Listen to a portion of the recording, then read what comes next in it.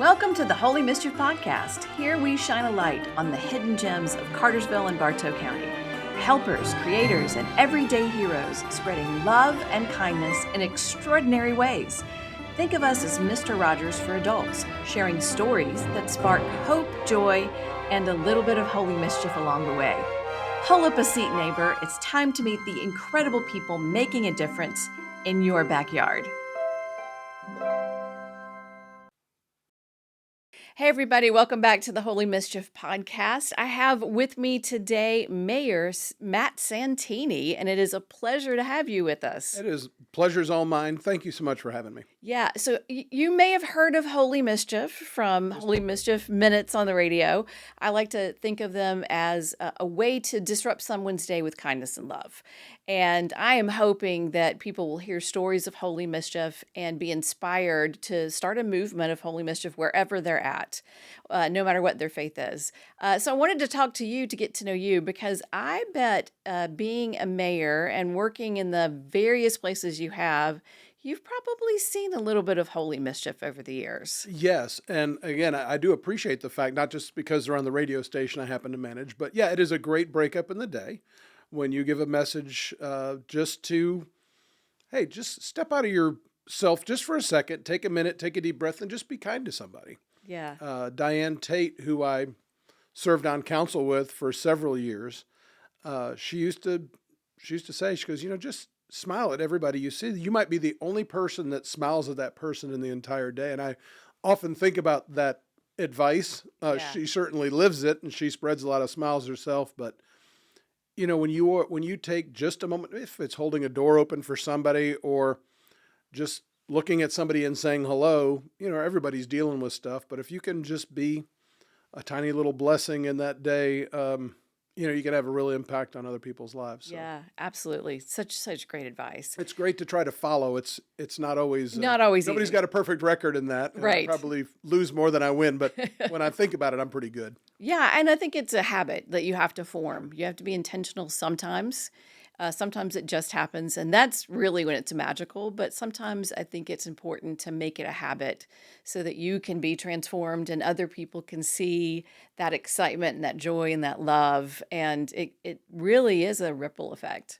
So, Matt, I don't know how you keep up with all the things you do. You work like 18,000 jobs as well as being mayor. So tell us a little bit about, you manage the Grand Theater and the radio station and the Resource Center and the city of Cartersville, and what else is on your plate? Well, I don't want to try to convince you otherwise. Okay. That I'm always working constantly at the grind and don't ever have any time for anything. I'm more of an administrator for the Grand Theater and the TRC and really the news portion of the radio station. I have fantastic people that I work with every single day, and so fortunate to have the job that I do have, where we, again, even through theater, radio, and teacher resource, we're making people's lives better. We're impacting it in a good way. The theater perspective, it's on stage. We just finished our summer camp program. Just an absolutely beautiful performance with talented young kids on stage. We have adults that just it's sound, lighting, props, costuming. It's just all the beauty that all these people work together to create. And then, of course, you got people that come to the show that get that experience. My mom actually went to the show on Sunday, and she was gushing over the production, but also so many little kids that are in the theater, dressed as Cinderella. That was the production, or, and kids that are just there and being mesmerized and entertained and leave with a smile on their face and a memory that they'll carry with them their whole lives. I handle more of the business side, and I've got, again, great folks, Christy, Stevie, and Chris, along with an army of other folks that do the show side. I look after, I'm tugging on the rope, but I've got a pinky compared to what everybody else has. At the TRC, it's Kim Martin, who, along with a staff of some just brilliant, wonderful, giving people, help the teachers out and the educators that come in there, kind of refer to as a country club for educators. Right. They helpfully giving them resources and tools and getting them a chance to socialize and connect with other educators to get ideas. Certainly we have classroom materials that they can get in there to help the kids that they're teaching each day. And I would like to also think that in a very competitive world for talent, that both Bartow County and the city of Cartersville school systems, that by us having that and providing that service, it helps them with retention, because it's a place that's pretty unique. Yeah. And so the fact that they have that as an asset for them, that helps them keep some of the top teachers there. Yeah, my past two churches were in two other counties, and both of them had schools, but there was nothing like the Resource Center in either one of those counties. It's really amazing. It's pretty unique. And so we're off to a flying start there with pre-planning and teachers. Of course, teachers work throughout the summer there to get ready for this classroom. We did a new teacher orientation last week for both the city and the county. And so teachers, again, if you're a new person, either new to the system or if you're fresh out of college and have your first teaching job, to step in and see the level of support and resources that you have at your disposal that a lot of teachers pay out of pocket for it, Right. for what they do every day. It's a definite benefit. The radio station, I'm a little more hands-on. Okay. Certainly Ernestine Jones has been our news director, for a long time, and Carrie's, she's just a rock star. You know her, and she's an icon, and she's brilliant. Alan, Kevin, Mike, Nia, everybody in the news department, Leslie, who really runs everything in my life from the front desk position. Everybody it's a family. I mean, I love every single person that I work with, and it's fun. But again, all the work they're doing, I get to kind of walk around and enjoy it a little bit more. I just want to point that out for a second, because I don't think people realize what you just did was an act of holy mischief. You highlighted other people and pointed to other people that are doing great work in the world, and you're celebrating them, even though I asked you to be here. And I think that is a testament to your heart. Like, you want to celebrate other people and the good work they're doing. And you recognize that all of those locations do something to serve the community, which I think is admirable and amazing. So well done. We also just got done doing an act of holy mischief here. Do you want to tell the story about how we chose the person that we blessed today? Sure. After a delightful lunch with some friends, where I managed to spill some things on my shirt if you're watching the video of it. I can't see it. Well, now everybody is going to be fixated on it the rest of the podcast if they're in the video part. I've been looking forward to this part all day, and so got over to the church about 20 minutes ahead of and then I decided at 10 till to walk in.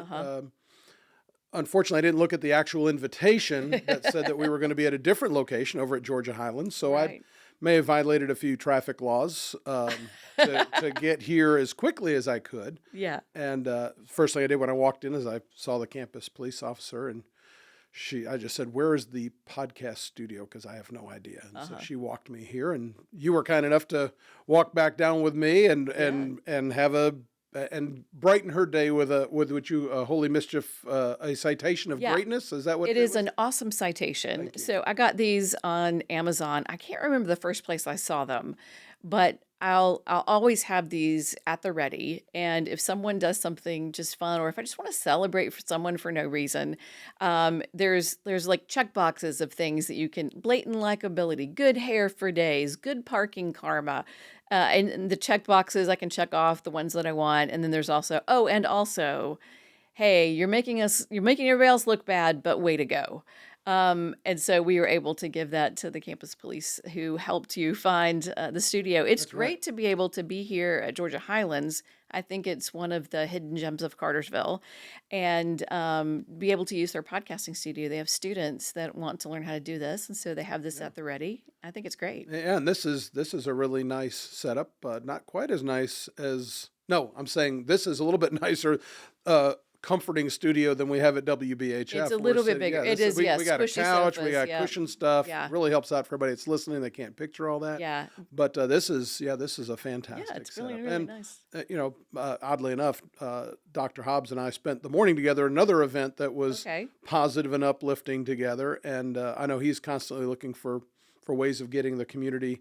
You say it's a hidden gem, trying to not be quite so much hidden. Yes. A lot of the great work that the students are doing here, trying to put a spotlight on that. We actually had an intern from Georgia Highlands Communication School earlier this year, and she did a phenomenal job, and quite frankly, looking for another one Okay. about joining the team for this fall as we get ready for high school football on the radio. Yeah, fun, fun. Yeah. So at the radio station, what is one of the more memorable guests that you've had on that sticks out in your mind?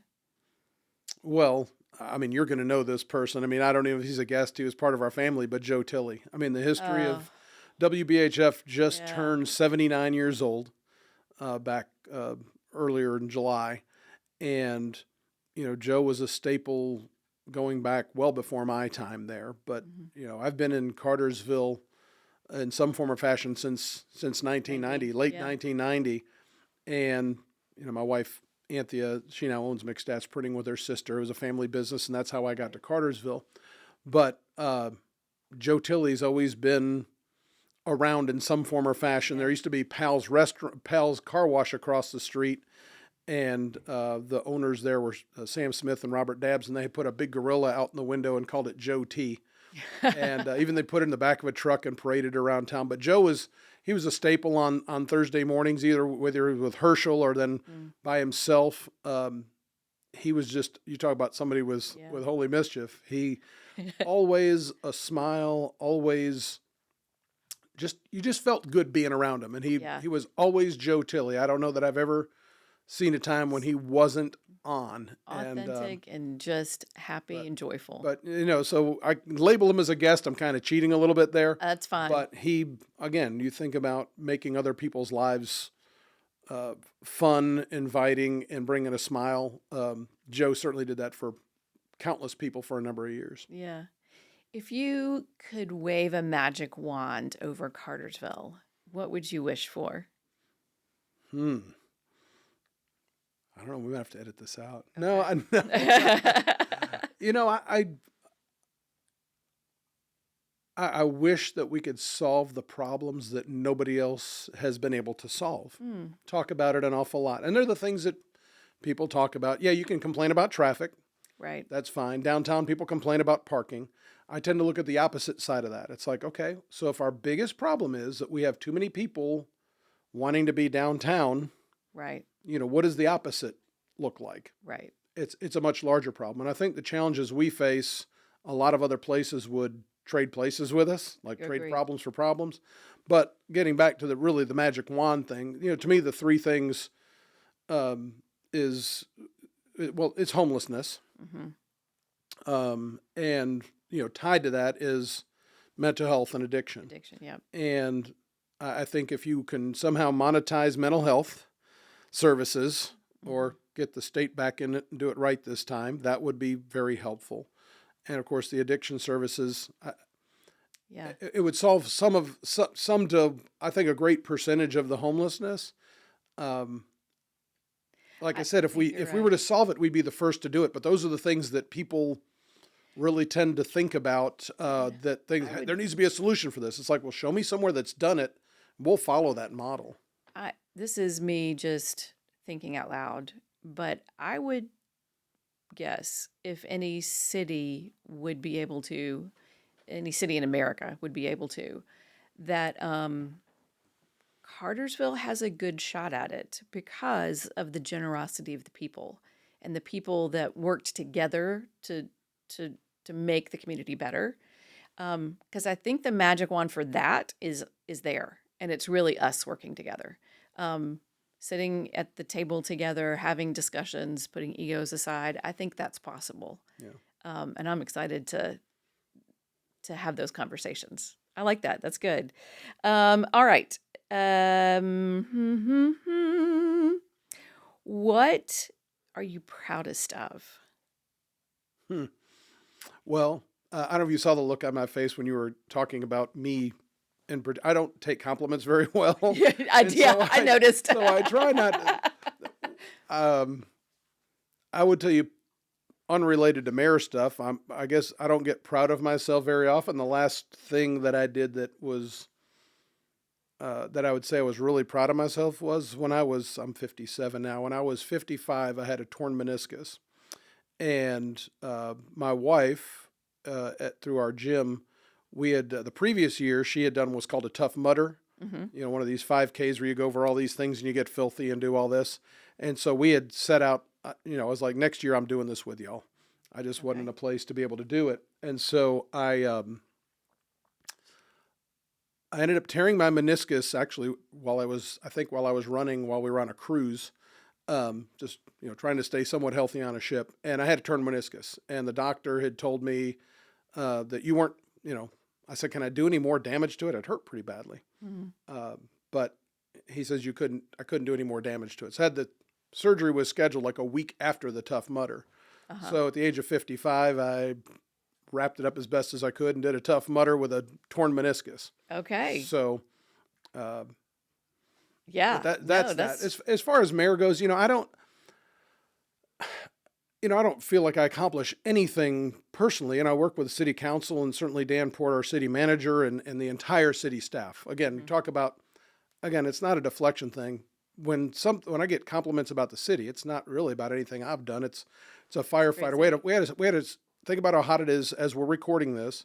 There was a house fire in Cartersville today in a subdivision, and our firefighters were out there middle of the day tackling that, was able to knock it down, even saved a family pet out of the residence, and there was no other damage to any of the houses next door. Wow. And, doing that when the heat index is about 110, somebody will thank me for that. And it's like, I had nothing to, I'm busy spilling food on myself at lunch. So, but I, in working together, I'm very proud that our